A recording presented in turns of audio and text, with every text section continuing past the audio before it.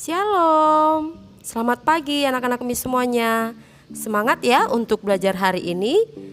Kita belajar tema 1, subtema 2, pembelajaran 3 dan 4. Kita berdoa dulu ya anak-anak Miss.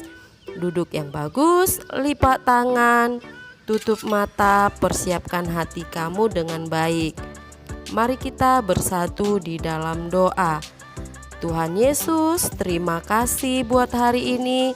Kami masih dalam keadaan sehat-sehat saja. Sebentar kami mau belajar Tuhan Yesus.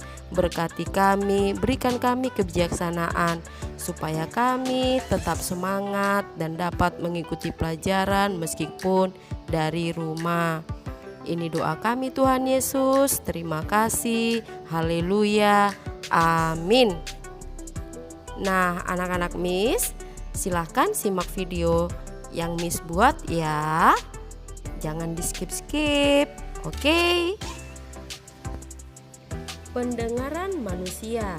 Sebelumnya kamu sudah belajar tentang bagian-bagian telinga. Nah, pendengaran manusia itu adalah telinga. Telinga merupakan salah satu panca indera. Fungsi telinga, alat pendengaran, alat keseimbangan tubuh. Nah, telinga terbagi menjadi 3 bagian. 1 telinga luar, yang kedua telinga tengah, yang ketiga telinga dalam. Ini dia bagian-bagian telinga yang sudah pernah kamu pelajari sebelumnya. Proses mendengar bunyi atau cara kerja telinga. Yang pertama, getaran dari sumber bunyi. Gelombang bunyi ditangkap oleh daun telinga. Gelombang bunyi merambat di liang telinga. Bunyi menggetarkan gendang telinga. Terus getar liang telinga menggetarkan tulang-tulang pendengaran. Koklea menangkap getaran dari tulang-tulang pendengaran dan mengirim ke saraf pendengaran. Saraf pendengaran mengirimkan rangsangan bunyi ke otak. Otak menerjemahkan bunyi yang didengar. Kepekaan telinga sebagai indera pendengar. Telinga manusia dapat mendengar bunyi dengan frekuensi 20-20.000 Hz. Ada orang yang dapat mendengar bunyi pelan, ada juga orang yang dapat mendengar bunyi dengan kuat. Nah, indera pendengar yang baik itu adalah dapat mendengar dengan jelas asal sumber bunyi dari mana dan tinggi rendah bunyinya. Cara merawat telinga. Nah, membersihkan telinga bagian luar secara teratur menggunakan kapas yang bersih. Jangan mengorek-ngorek telinga karena dapat mendorong kotoran lebih dalam dan kotoran akan semakin menumpuk. Kotoran yang menumpuk dapat mengganggu pendengaran, mengakibatkan robeknya selaput gendang telinga. Jika kotoran telinga banyak, pergilah ke dokter THT untuk dibersihkan. Nah, jika ada suara memekakkan telinga atau suara berisik, bising, segera tutup kedua lubang telinga agar gendang telinga tidak rusak. Pembelajaran 4. Nah, di sini gagasan pokok dan gagasan pendukung. Kita sudah pernah juga belajar tentang gagasan pokok dan gagasan pendukung. Nah, kita belajar dalam bentuk tabel supaya lebih memudahkan atau memahami suatu teks. Miss ambil contoh dari cerita gelar budaya di sekolah. Nah, di situ sudah Miss buat di paragraf 1-nya sudah Miss tandai mana gagasan pokok, mana gagasan pendukungnya. Paragraf kedua yang Miss tandai itu gagasan pokok dan gagasan pendukungnya.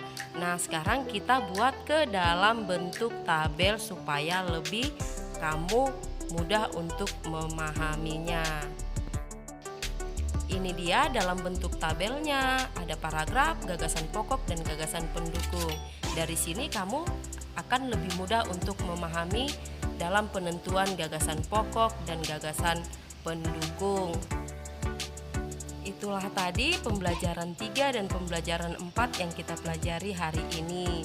Sekarang waktunya kamu melihat, memahami, menonton video tentang bagaimana cara telinga bekerja. Ditonton dengan baik ya anak-anak Miss. karena tugas kamu ada di akhir video. Kita banyak mendengar suara burung. Indah sekali ya. Ping Ping, kenapa ya kita bisa mendengar suara burung yang begitu indah? Karena kita punya telinga. Tapi kenapa telinga bisa membuat kita bisa jadi mendengar? Apa sebaiknya aku harus masuk ke dalam telinga supaya kita bisa mengerti, begitu ya? Kau ingin masuk ke dalam telinga? Benar. Iya, terbanglah. Ini adalah daun telinga yang mengumpulkan segala suara.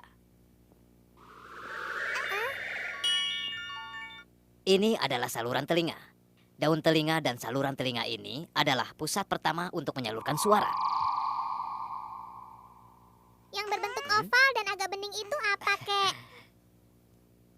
Lihat, dia meloncat sendiri. Saya adalah benda yang agak bening yang disebut gendang telinga. Saya bersifat sangat lentur dan selalu bergetar. Lihatlah. Dan itu adalah saudara-saudara pengatur suara saya. Saya adalah tulang martil. Kalau saya tulang landasan. Dan saya tulang sanggurdi. Kami bertiga disebut sebagai tulang rawan pendengaran. Saya dan mereka menjadi telinga tengah. Pos pendengar kedua kami memperbesar suara luar menjadi 18 kali lipat, lalu menyalurkannya ke dalam.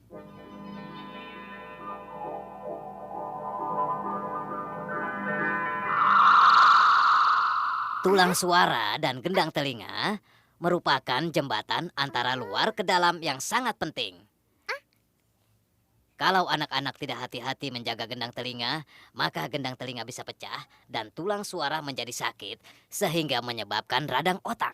Jadi, berhati-hatilah menjaga gendang telinga kalian. Silakan masuk ke telinga dalam. Kita masuk dari lubang ini. Kenapa? Tidak berani maju lagi? Hai, saya adalah kelenjar limfe yang menyalurkan suara ke sel-sel pendengaran.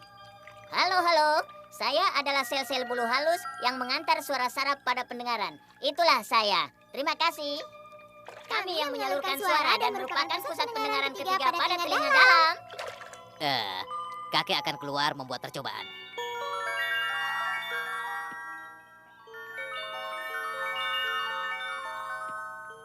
Ping Ping, Pang Pang.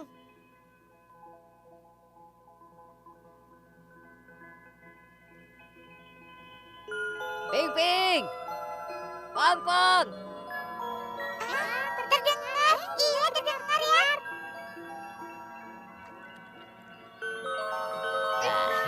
Anak-anak, kalian sudah mengerti terbentuknya telinga? Kakek pengetahuan, sekarang ini aku sudah mengerti, Kek. Kenapa telinga bisa mendengar? Aku tidak menyangka telinga begitu menakjubkan. Di dalam telinga masih banyak lagi ilmu telinga. Kalau waktu sakit disuntik atau makan obat tidak diperhatikan, biar saja sel yang menerangkan. Ya, kalau memakai terlalu banyak antibiotik, saya yang bisa keracunan. Kalau sel bulu halus mati, tidak ada yang membantu saya menyalurkan suara ke sel otak. Sekarang kalian sudah mengerti? Kalau sudah mengerti, mari kita pulang. Ayo.